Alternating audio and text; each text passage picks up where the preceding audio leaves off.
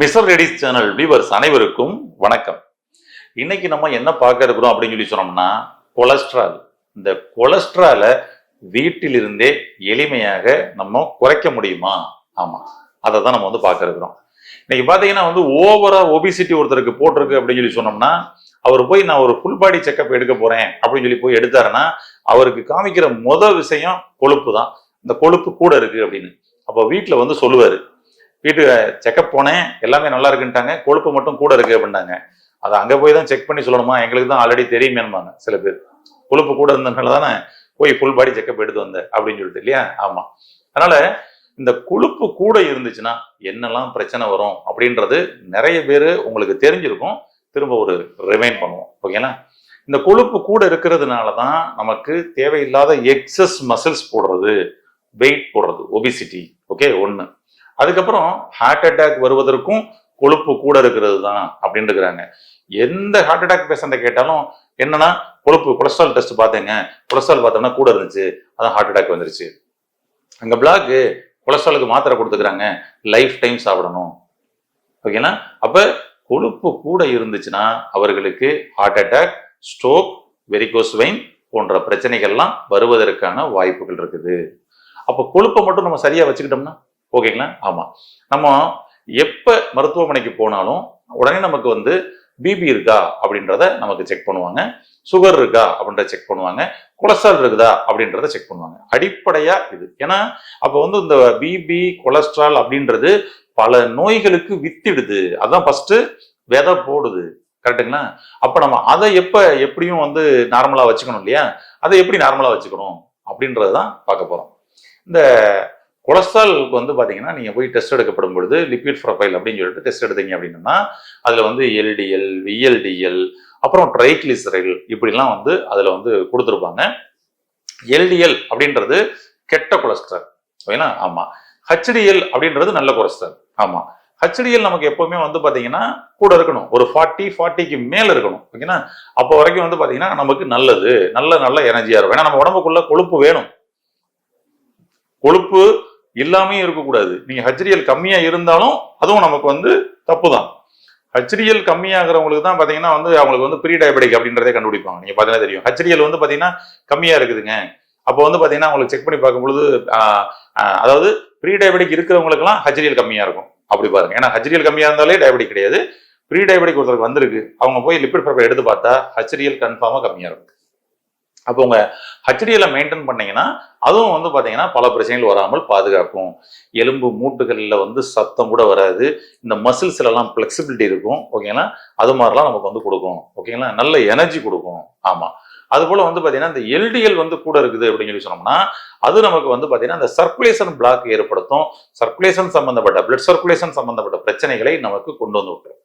அதான் எக்ஸஸா மசில்ஸ் போடுறதெல்லாம் வர ஆரம்பிச்சிருது.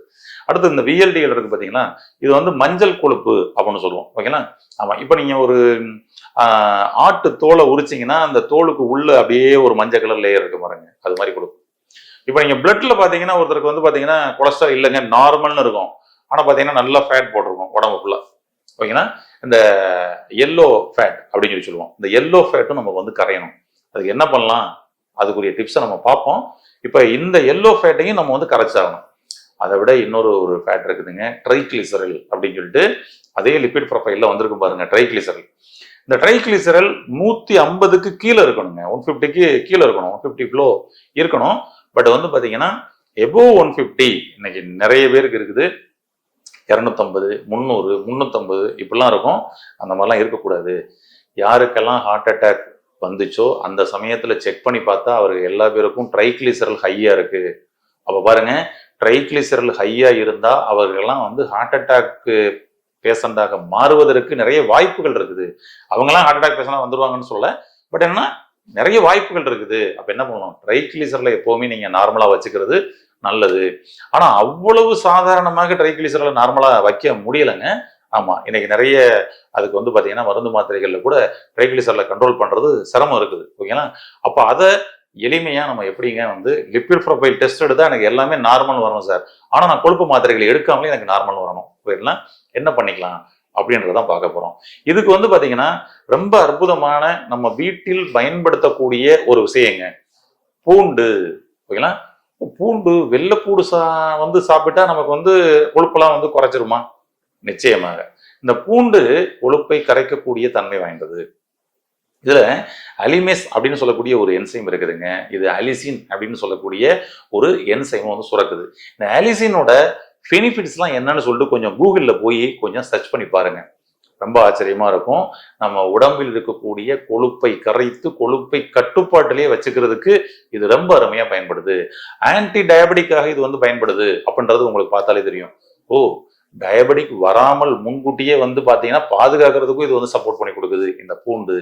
அப்ப அதனாலதான் வந்து பாத்தீங்கன்னா அன்னைக்கு உணவுகள்ல உள்ள வந்து பாத்தீங்கன்னா அந்த பூண்டை வந்து பாத்தீங்கன்னா சேர்க்க சொல்லிட்டாங்க. மருந்தா தனியெல்லாம் சாப்பிட வேணாம்பா, சட்னி வச்சியா பூண்டை போட்டுக்க, சாம்பார் வச்சியா பூண்டை போட்டுக்க, வத்த குழம்பு வச்சியா பூண்டை போட்டுக்க, ஏன் தோசை சுட்டையா பூண்டை போட்டுக்கன்னு சொல்லி எல்லாத்துலயுமே வந்து பாத்தீங்கன்னா பூண்டை சேர்க்க சொன்னாங்க.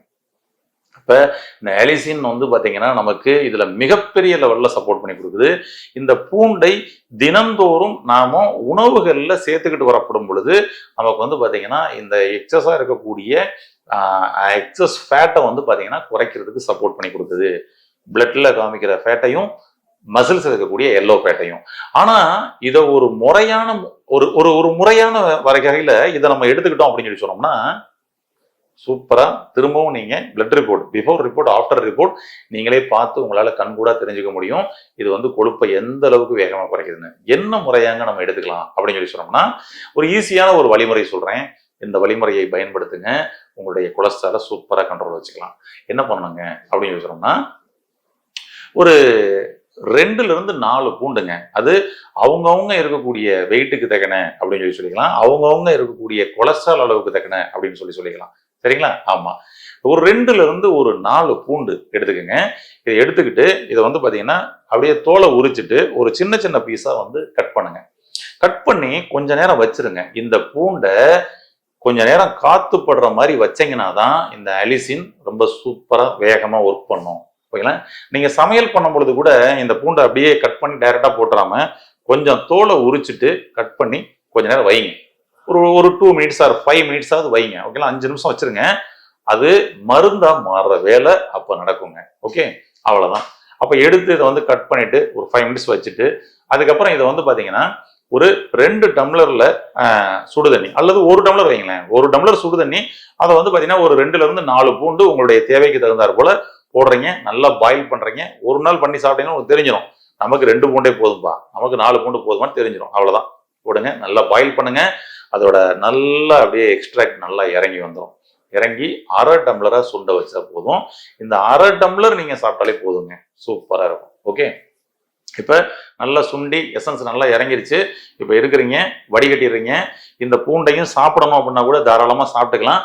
பூண்டு தண்ணி தான் நமக்கு மேட்ரு. இது எசன்ஸ் இறங்குச்சு பாத்தீங்கன்னா இந்த பூண்டு தண்ணி தான் மேட்ரு. இந்த தண்ணியை வந்து பாத்தீங்கன்னா காலையில எம்டி ஸ்டொமக்ல நம்ம வந்து பாத்தீங்கன்னா பிரஷ் பண்ணதுக்கு அப்புறம் ஆஃப்டர் பிரஷிங் இதை எடுங்க. ஒரு 48 நாள் எடுங்க. ஒரு மண்டலம் எடுங்க. இந்த ஒரு மண்டலத்துல உங்க உடம்புல என்ன மாற்றம் நடக்குது அப்படின்றத பாருங்க. இதுல உங்களுடைய கொலஸ்ட்ரால் குறையிறது மட்டும் இல்லைங்க, உங்களுடைய வெயிட், தேவையில்லாத எக்ஸஸா வெயிட் இருக்கு பாத்தீங்களா, அந்த வெயிட்டும் இது உள்ள வந்து குறையும். உங்களுடைய பிபி கண்ட்ரோலுக்குள்ள வரும். ஏன்னா ரத்தத்துல கொழுப்புகள் அதிகமா இருக்கிறதுனாலதான் ரத்தத்தோட அடர்த்தி அதிகமாகி சர்க்குலேஷன்ல நமக்கு டிஸ்டர்பன்ஸ் ஆகி அங்க ரத்த அழுத்தம் அப்படின்ற ப்ராப்ளமே ஏற்படுது.